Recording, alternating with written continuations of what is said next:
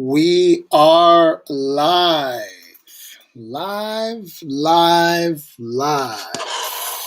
Can you believe it? It is 2021.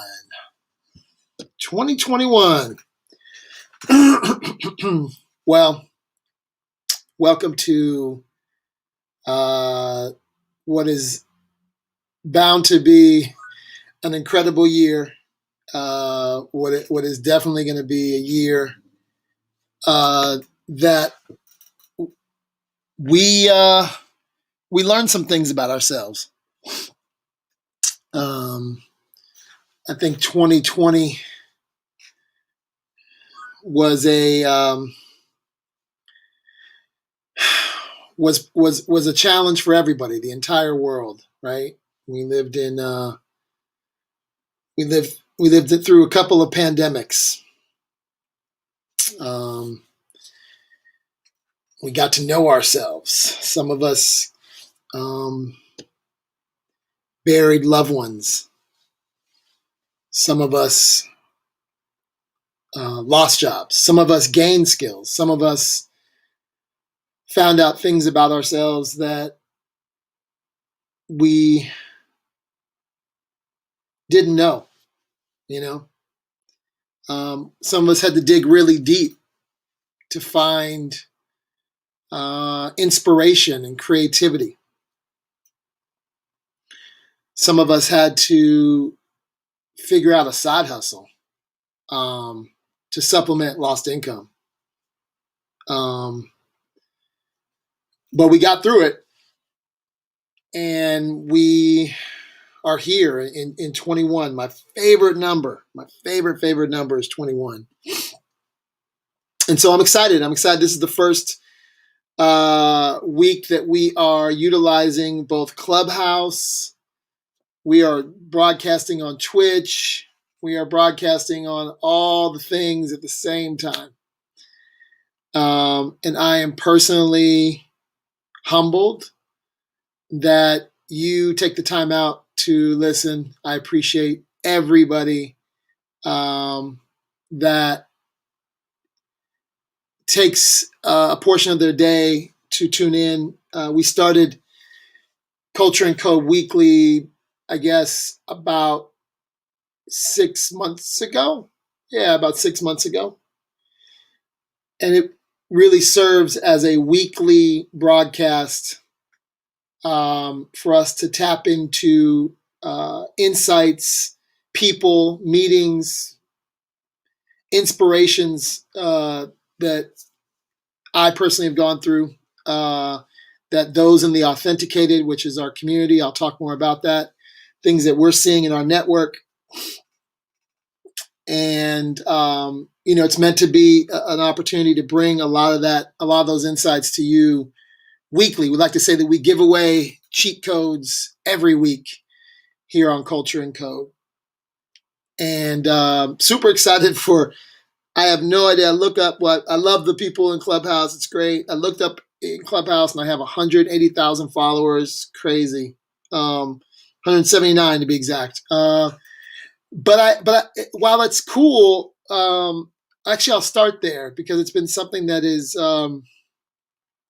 that I've thought about for a while. I feel like audience to me is less important than a community. Most of the time, to be honest with you, I'm hosting an open room in Clubhouse now, but most of the time I'm hosting events in closed members only rooms. And for this reason, I believe that, and I come from the business of media and entertainment. Obviously, I'm, a respecter of audience, but I think deep, hyper-connected communities are the future. And I think that if you look at the recent deplatforming of, President Trump, I almost struggled to say that word, president. If you look at the way the platforms are behaving, let's just say, and you look at what's happening just in general with the migration. I'm sure some of you are migrating from WhatsApp to Signal because you're feeling like you don't want to be on WhatsApp anymore, right? I think that we're going into an era of hyper-connected private networks. I feel like those networks are going to operate like mini communities, like mini towns. There'll be members, there'll be governance, there'll be rules of the community, and so for that reason, I've spent the last, certainly the last year, really thinking deeply about community building, and deeply about what makes a good community.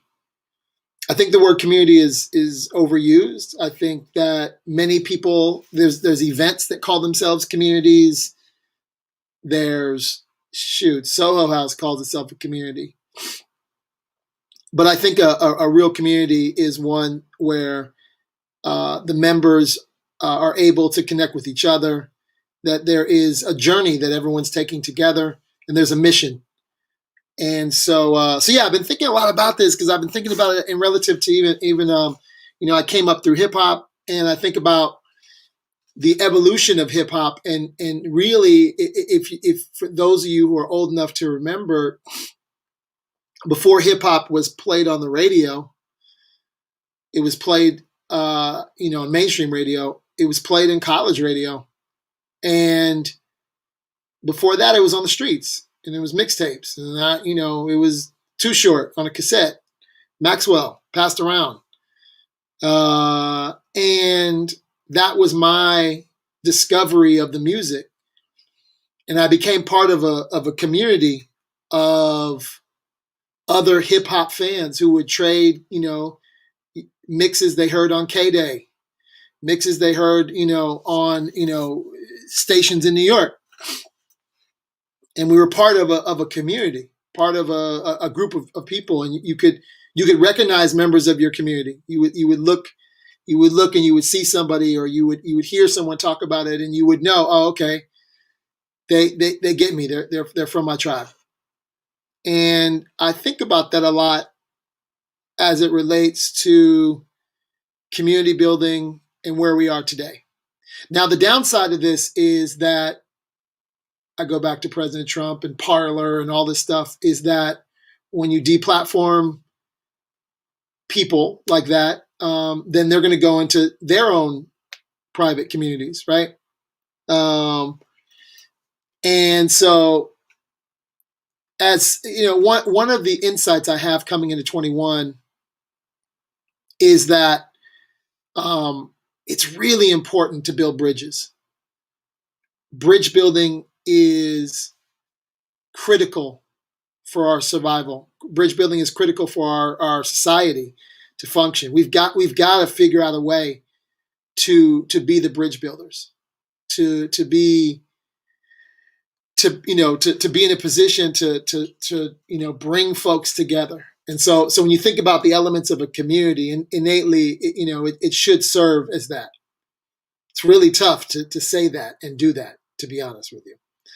When I think about the bridges that need to be built, but I for those of you that are believers in something bigger than yourself, call it God, call it the universe, call it whatever you want. We are truly in what I think is a Kairos moment. I see my friend Isis in the room. We talked about this yesterday. How do you know when it's your time? Well, the Greeks used to measure time two ways. One is chronos, which is where we get the word chronology.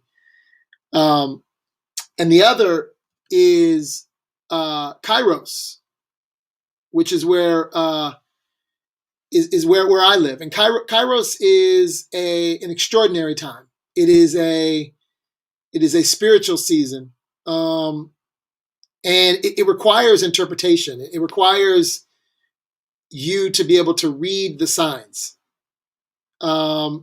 it's you can look back on your life and you can go, oh, that was a Kairos moment, right? It's actually a time that's measured not by a calendar or a clock. And for those of you who are Bible believers and believe in the words of the Bible, there's a Luke 19:44. It's really a time that you can't afford to let pass. It's opportunity, and it comes out of crisis and opportunity at the same time. And when you feel it, when you know it's the time, the question just becomes, how are you going to respond, and how are you going to be an effective steward? And what's amazing about this is you can't schedule Kairos moments; they just happen. And so for me, coming into this Kairos moment, I really think a lot about,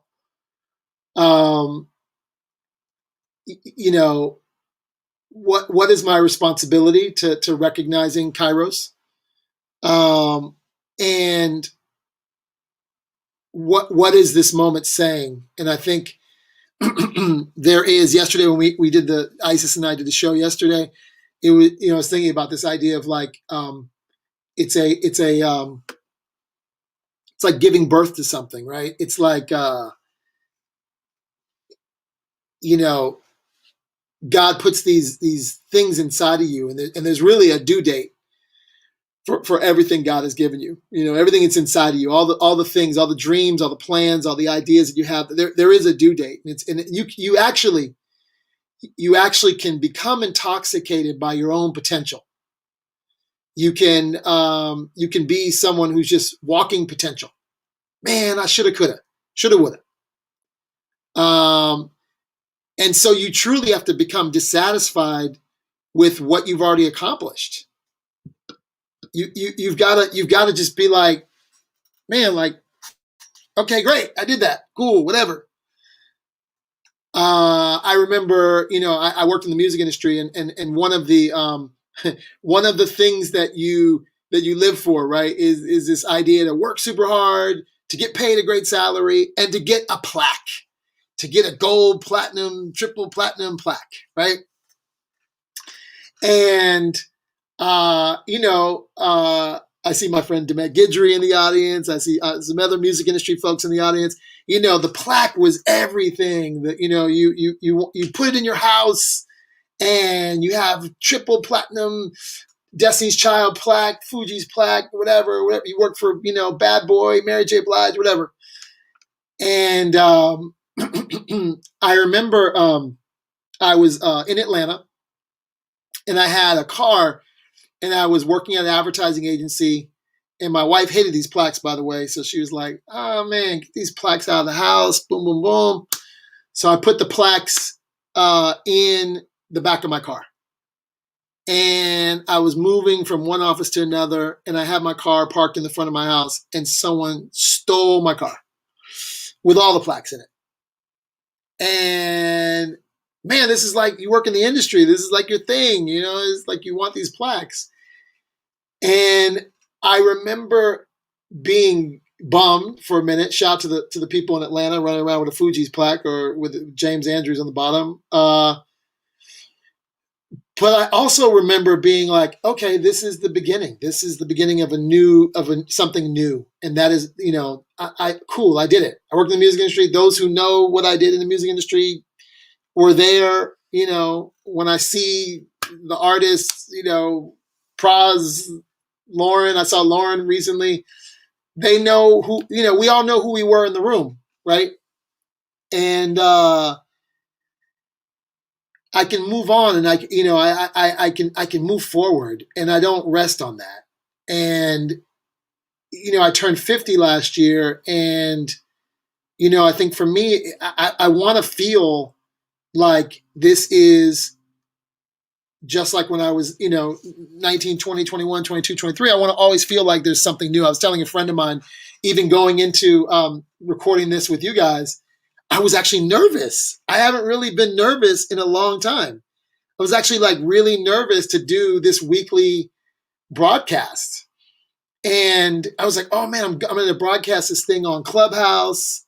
And I normally put it on Twitch. So shout out to my folks on Twitch. You've been with me for a long time. Shout out to my folks in Facebook. Shout out to my folks in Twitter. You guys have been with me a long time. It's been great. This morning I decided to pop up Clubhouse, and I was telling a friend, like, I'm actually kind of nervous. And I love it. I secretly love the bubbles. I love the anticipation bubbles because they're just a reminder of life. And I love that I can feel the bubbles, right? I'm a meditator. I think a lot about consciousness and, really feeling the experience. So I feel in this moment that we are in a Kairos moment. It is one that we will always remember. It is one that'll shape the future. And the question becomes, what are you going to do with that? What are you going to do with that? And for those of you that believe in something larger, I just would say to you that it's not a nice to have. These things don't come all the time. And you need to react. And you need to look at even maybe you hearing this conversation as a sign, right? I mean, that's the way I roll. I'm like, damn, he said exactly what I was trying to think of. I'm literally looking for signs. 11:11, I'm looking for signs. I've seen 11:11, every 11:11, I think in the year of 2021, I have seen it. 21 is my favorite number. In my short-lived basketball career, I was number 21. I have 12 letters in my name. I love the reversal. God rest the dead. Malik Sealy, one of my guys, number 21. I just love 21. Walter Berry played for St. John's. He was amazing. Left-handed. He was a beast. 21. Anyway, love 21. Love 21 and see it as a sign. See it as a personal sign for me that this is my personal Kairos moment. And I'm not taking it lightly. And I am so humbled by, if I had one follower or 1 million followers, I'm looking in a room. Wow, I see all these amazing faces. I see Stephanie from Clubhouse. I see Kimma. I see Jessica, Clint, Laura. So many people I know, so many people I don't know that I'm getting to know. I am so humbled. For those of you watching on the live stream, thank you so much. It is really, it's really a treat. It's really a treat. So I mentioned that I really believe that communities are everything. And so that's one of the insights I have for this year, is that hyper-connected communities are the future.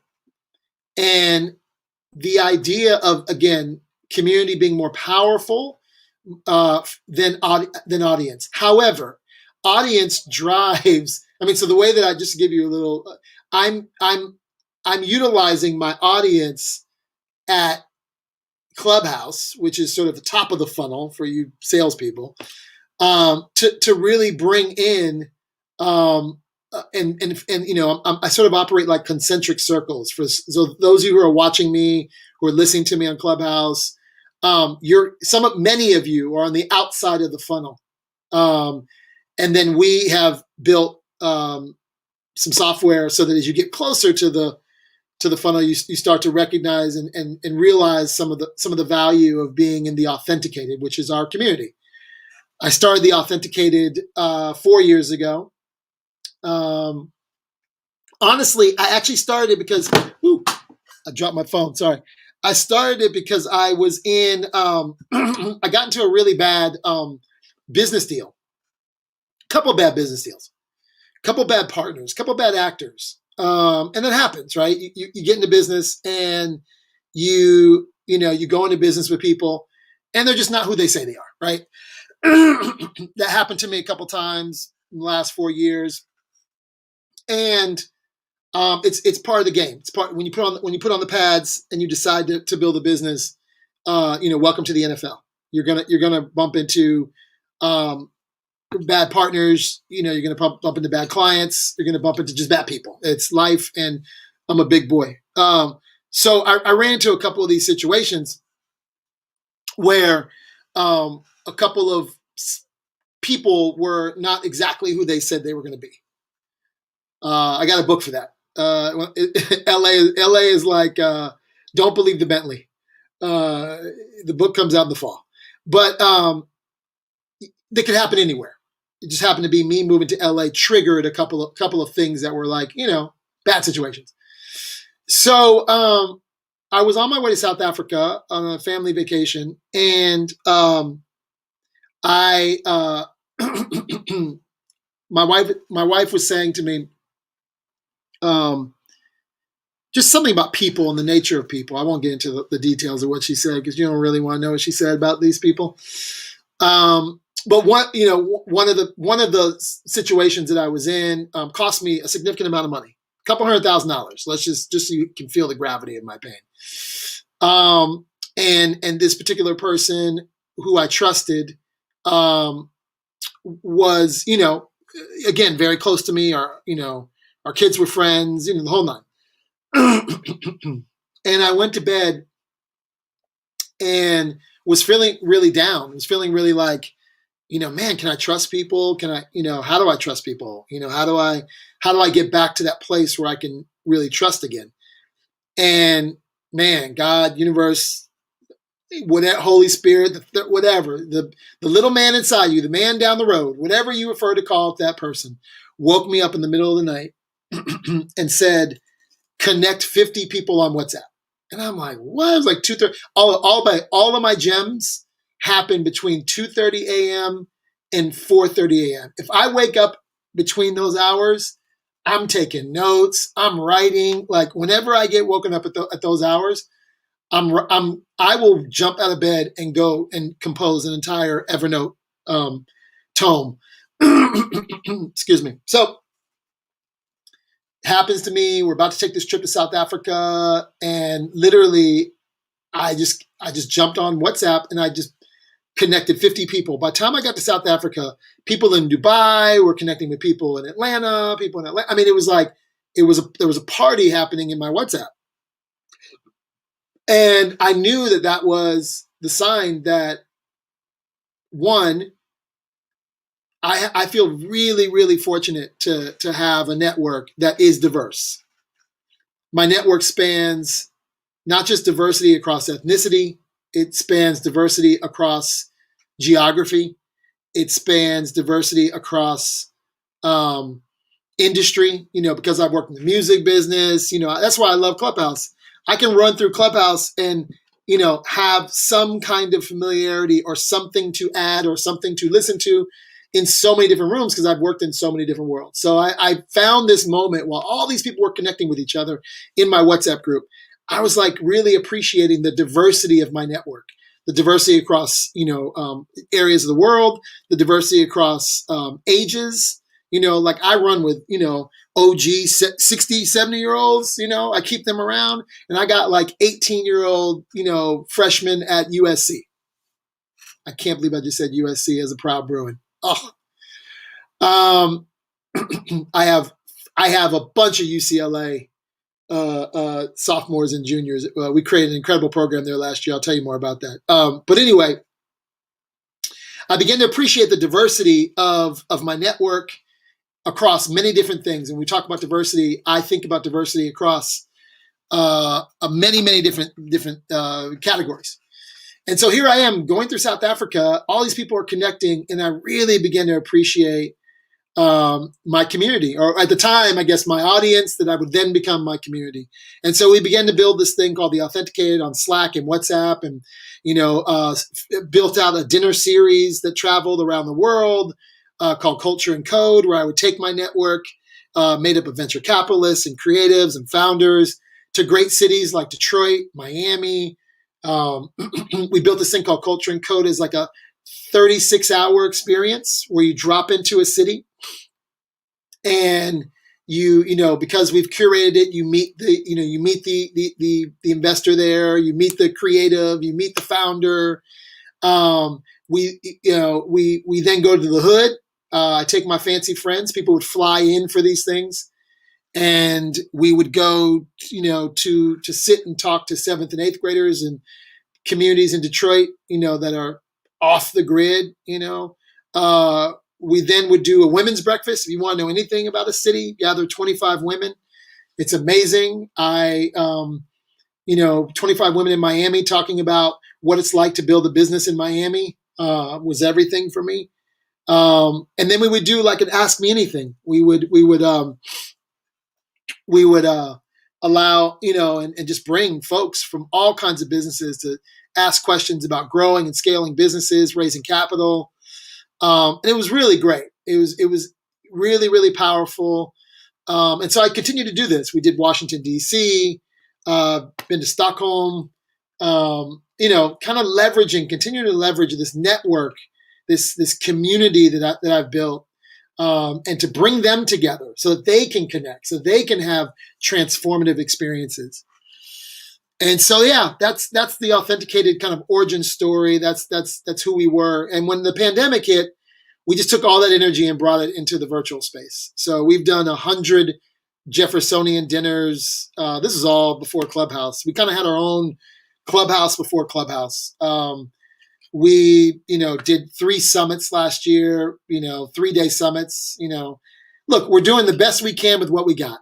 And when March 13th hit, as someone who, I owned a social media agency, I was very involved in the digital space. I was live streaming in 2008. I went to the DNC in Denver when we nominated Barack Obama. And me and Hill Harper, live streamed.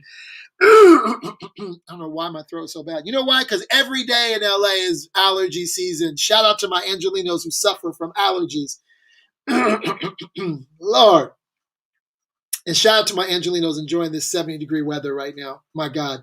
When you live in LA in January, it is the most obnoxious time of year because it is literally just beautiful. So we, I think I really got March 13th, which I remember so well. I just got busy. I got busy on this live stream. I got busy on bringing the community together and really thinking really deep about community. So we had, many, I'm a big fan of Priya Parker. She wrote a book called The Art of Gathering. And there's something about gathering 8 people, 12 people, or 200 people. And there's a little bit of a science that something special in the 8 to 12 person gatherings. My son was at University of Miami in the Frost School of Music, and I served on the visiting committee there. And one of the guys on the visiting committee was the creator of this thing called the Jeffersonian Dinner. And so every meeting we would have would be in this Jeffersonian format. They used to say that Jefferson and his Monticello estate would gather scientists and would gather creatives and politicians and policymakers. And he would, sort of have like a prompt, like a one, like a prompt and a question that he would ask for the night. And so anyway, this guy, you can watch the TED Talk on Jeffersonian dinners. His name is Chris No, that's the guy who invented TED. Chris something. I can't remember his name. Anyway, great guy. I ended up going to some Jeffersonian dinners at his place in the Upper East Side of New York and got into this whole Jeffersonian thing. And so we began to create in March during the pandemic our version of Jeffersonian dinners. I actually called them George Jeffersonian Dinner as a tribute to one of my heroes, George Jefferson, from Good Times. I mean, from the Jeffersons. So we got really creative. I started DJing again online. I just started doing things and experimenting. And I think that one of the hallmarks of this time period is to continue to be experimental, to never fall out of love with, creation and creating. I think that was a really important part for me last year is, one, how do you continue to drive revenue? How do you continue to, build a business, pay bills? But 2, leaving room for creativity, leaving room for the magic.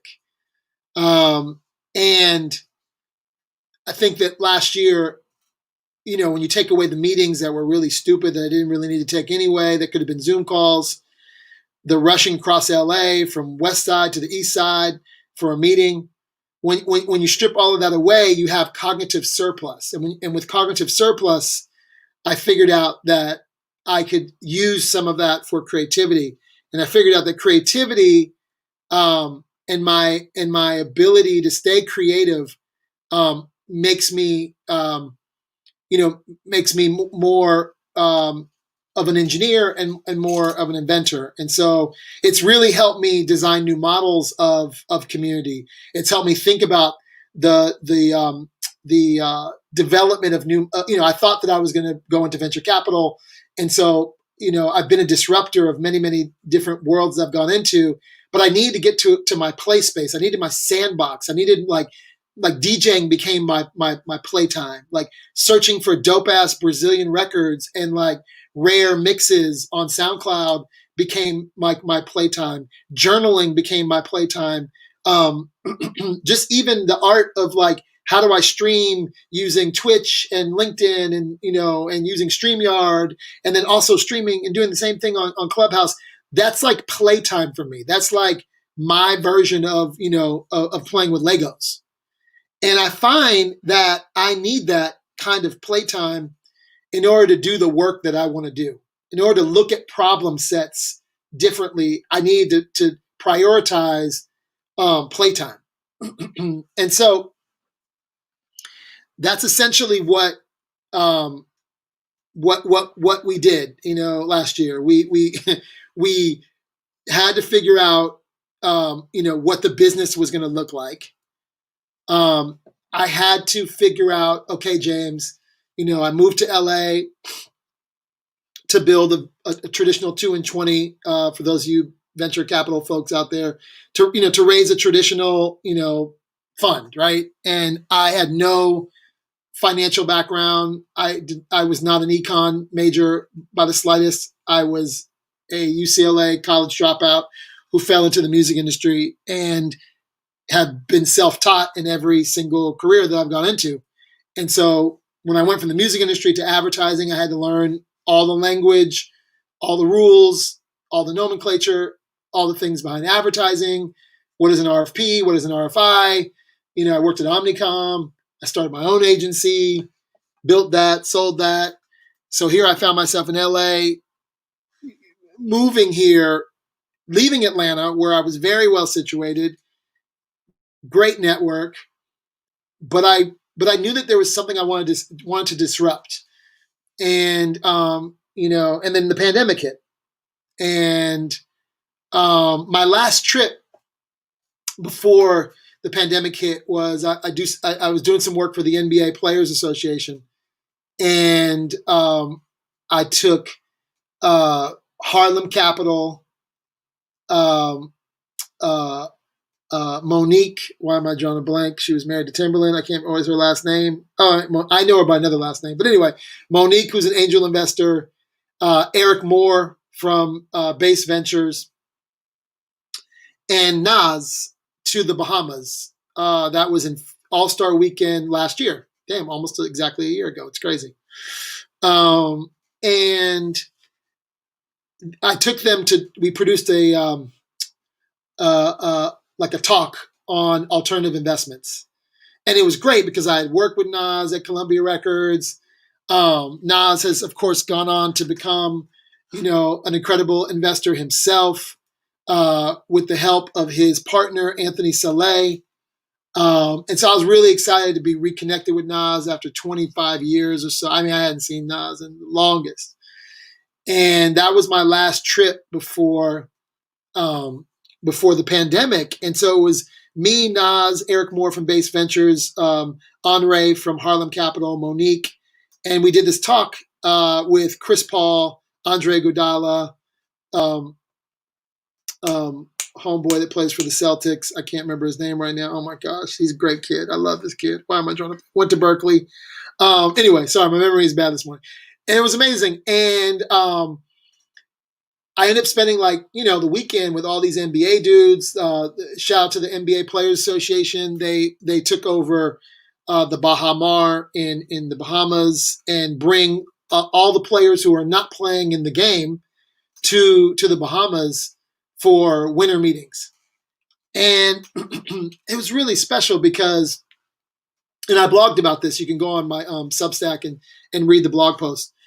But essentially, we had like a little bubble, and not the NBA bubble. We had like a little, it was just us. It was all Black investors all black NBA players, and there was all these like really wealthy billionaire folks and NBA people on the outside listening in on our conversation. And it was just, it was really powerful, and Nas was blown away, by just, what Chris Paul was having to say. Andre Iguodala talked about his new role. I guess at the time he was just about to take on a role with Comcast Ventures as a venture partner.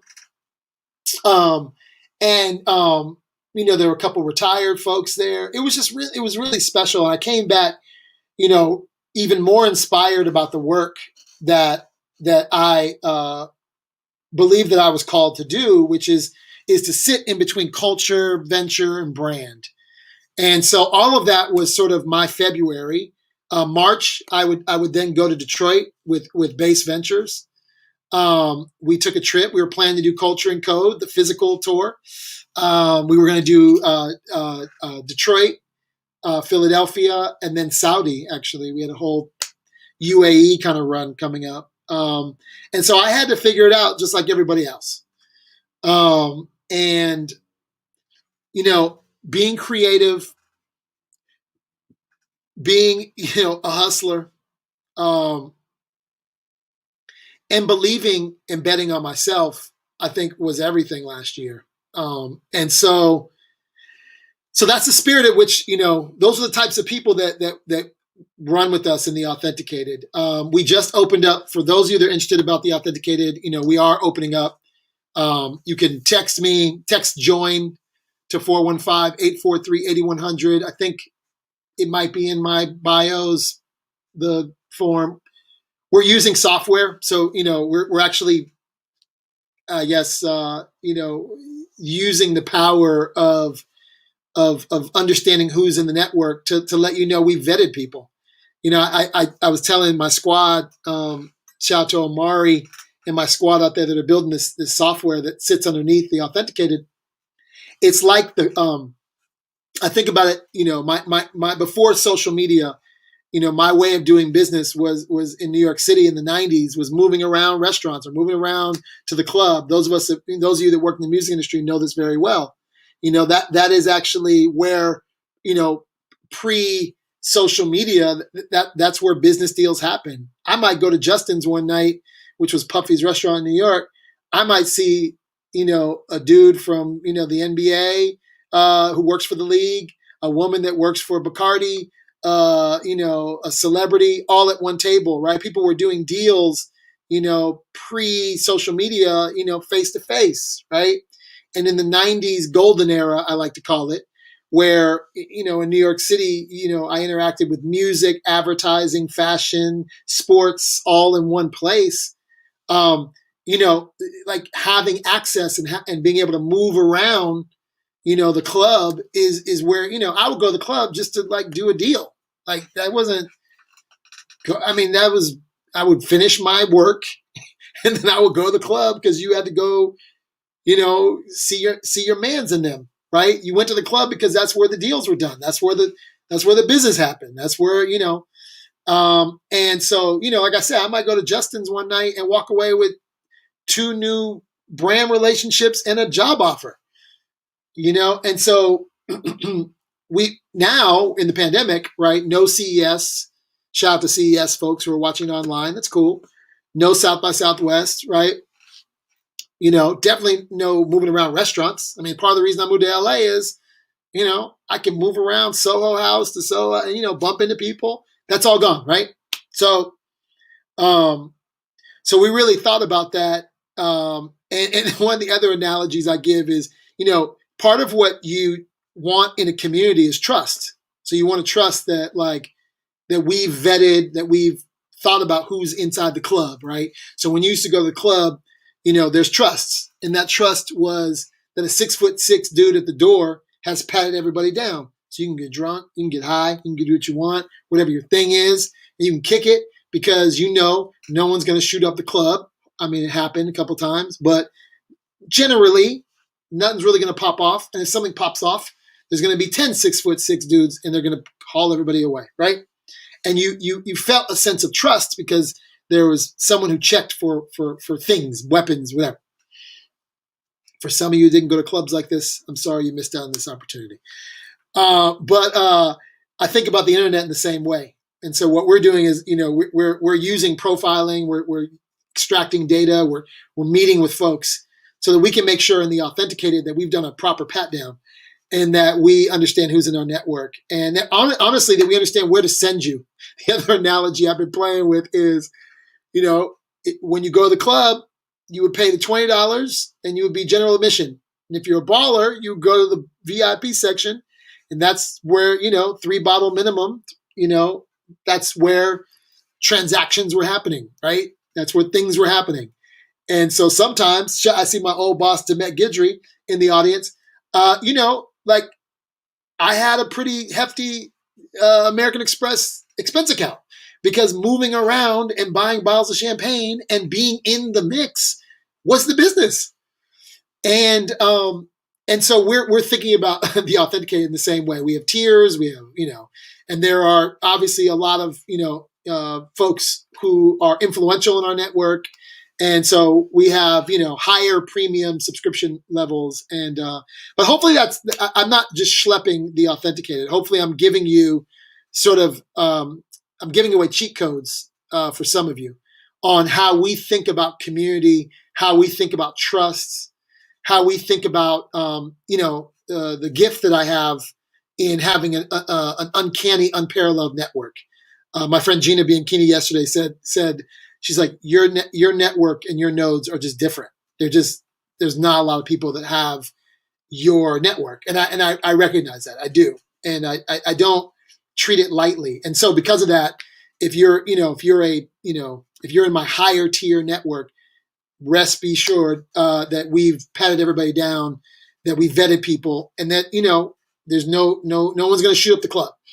And so we vet pretty high for generosity, because part of what makes our community go is there used to be a section in Slack. So when we existed in Slack, there was a section called Looking For. And my only thing that I would ask, this is when I didn't charge anything for my network. My only thing that I would ask is that if someone posts, hey, I'm looking for a publicist, I'm looking for someone at Complex Magazine, I'm looking for this, that if you knew somebody, that you would respond and help that person out. And so we vet super, super high for generosity. I just want, I want people who aren't afraid of giving something away, right? There was a pastor that once said, I want to die empty, which it really was profound. I want to die empty. And I want to roll with people who aren't that stuck on their contacts where they feel like they can't share things and share people and share ideas. So we vet pretty high for generosity. And then we have a network, a collective. I did not want to build another advertising agency or agency model. So we have a collective of folks that we've identified who do great work. And so we're, lots of things come through our front door. We throw things to our collective, our amazing PR team or our amazing event team, or these are all 1 to 10 person kind of whatever, companies, maybe bigger sometimes. And so when BET calls me, or when the NBA calls me, or when an NBA player or when a venture capitalist calls me, we kind of like go into our lab and we bring together folks like a movie, right? Our best, our key grip, our best boy, our gaffer, our cameraman. And we bring together teams to execute on behalf of projects, let's call them. And then, of course, we are thinking about what does venture capital look like and what does investing look like? One of the things I've been thinking about is how industries and financial vehicles have been simplified. So when you wanted to invest in stocks before, you went to a stockbroker, and today now you can go to Robinhood and invest in stocks, right? And I'm seeing, I'm playing with this a little bit. This is an early insight I have. I'm seeing that the investment world is about to go through a very similar disruption. So most people, so crowdfunding has been a thing since Obama administration. During the Trump administration, and most recently, they raised the ability to for unaccredited investors to invest from 1 million to 5 million. I was listening to Sahil from Gumroad on here recently on Clubhouse talk about this. He's doing if you want to follow someone who's really thinking a lot about this, follow Sahil at Gumroad. Google him. But there's a lot of people who are thinking about new ways to create capital and equity structures around businesses. And so we're thinking about that too. I'll put a pin in it. I'll share more on that later. We have some incredible meetings coming up with some people, some investors, and some really imaginative playground stuff that we're going to start thinking about as it relates to how we fund businesses. So in our network, we're looking for folks who are, building businesses, dissatisfied with their job, hate their boss and really want a side hustle, looking for talent, want to build a business but don't know, how to find their, chief marketing officer or their social media coordinator or whatever. So we're vetting for all of that, and we're creating a marketplace. And so that's the way we've created the Authenticated. And then we joined, this wonderful thing here called Clubhouse. Shout out to the folks who are listening to me in Clubhouse.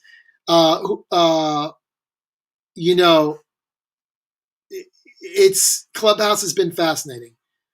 It has been a place that, as a incredibly curious person, I can go, and I've spent a lot of time listening. I mean, even, we're doing things. I'm producing events here and so forth, but I'm doing a lot of listening. I'm listening to the Somalis. I'm listening to crypto art.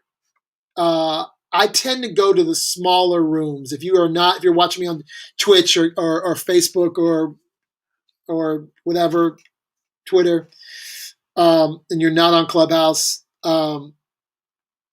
Clubhouse, I feel like, is a playground for the curious. And I spend a lot of my time just listening to people and listening to people that call themselves experts, people that I can tell are full of shit. But more importantly, I just listen to humanity. I use my intuition and my spiritual knower to really get to know people. And it's sort of, because it's audio only, it's really cultivated a muscle of deep listening and being able to read the room through your ears. I always say that part of the superpower of working in the music industry is the ability to read the room. Part of what I walked away from, in the music industry was like, I learned, and then throughout other industries that I worked in, I learned how to read the room.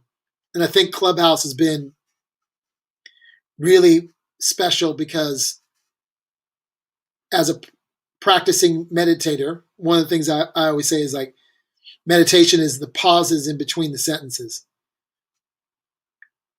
And there's something about listening to someone's voice and the intonation of their voice that allows me to read the energy. I don't know. I'm trying to find the words for it, but Clubhouse is, I think, developing a muscle for me that I think makes me a better listener. One, because I'm spending a lot of time listening, and two, because I'm listening and hearing somebody, right? I'm hearing how they phrase things. I'm hearing how rude they are. Like, I actually look for, like, oh, you're an asshole. Like, the way you just said that, or the way you just cut that person off, you're a dick. Like, I listen for that too. You know what I mean? Like, I'm reading the room across the board, and so I think it's been really interesting to use, to leverage, to create, to tap into that ability to treat it like AM radio. I'm sure many of you who are listening right now in Clubhouse, I am like your AM radio.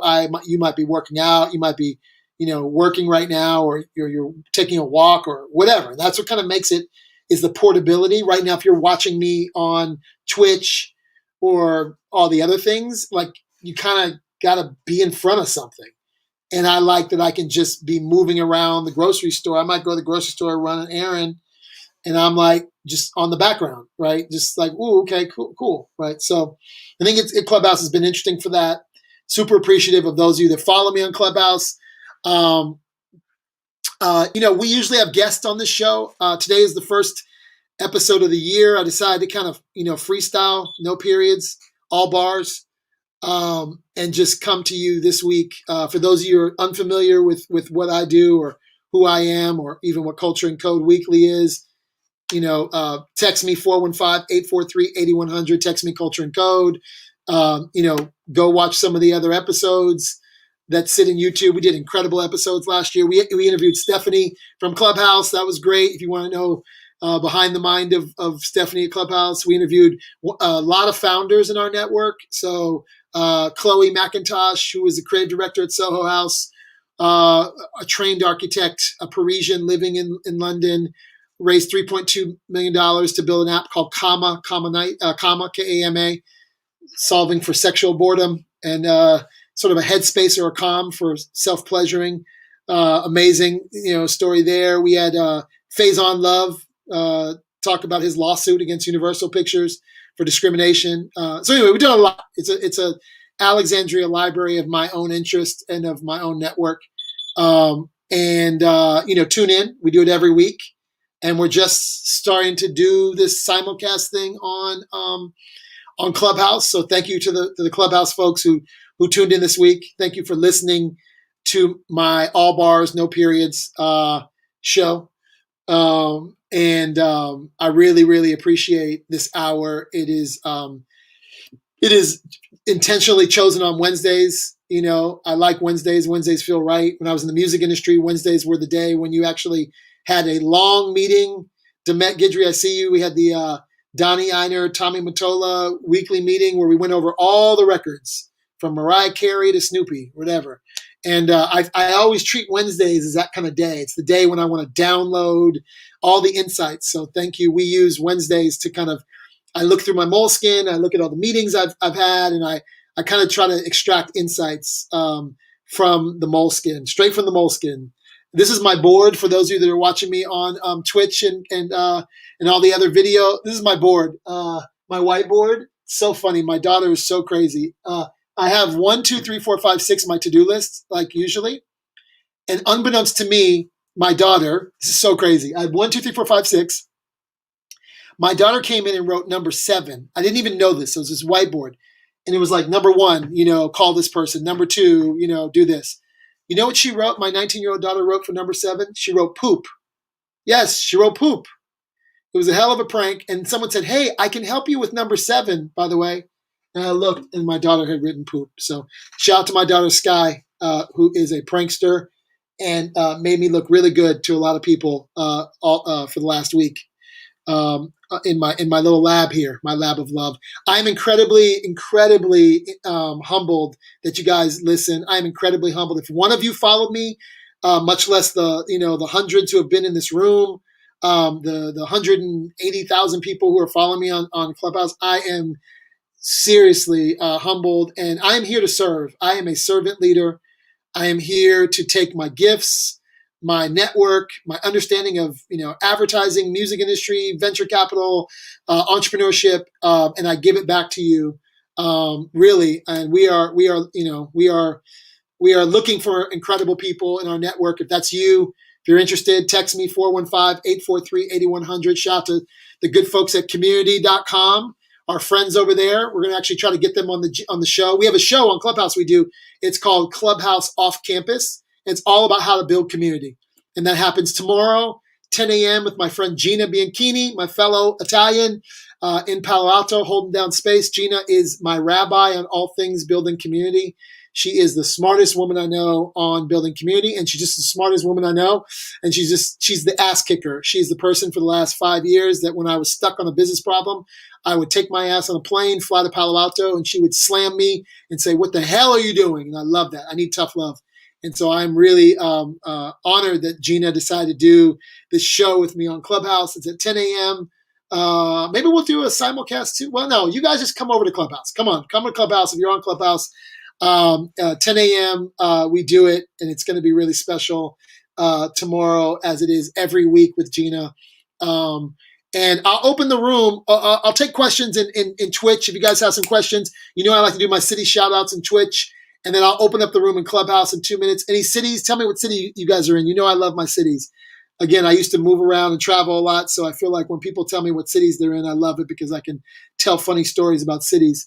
But yeah, anybody out there want to shout out their city? And then in Clubhouse, I'll take, I'll open up the stage for my people who may have. Let me turn on hand raising. Oh shoot, okay. Yeah. So thank you for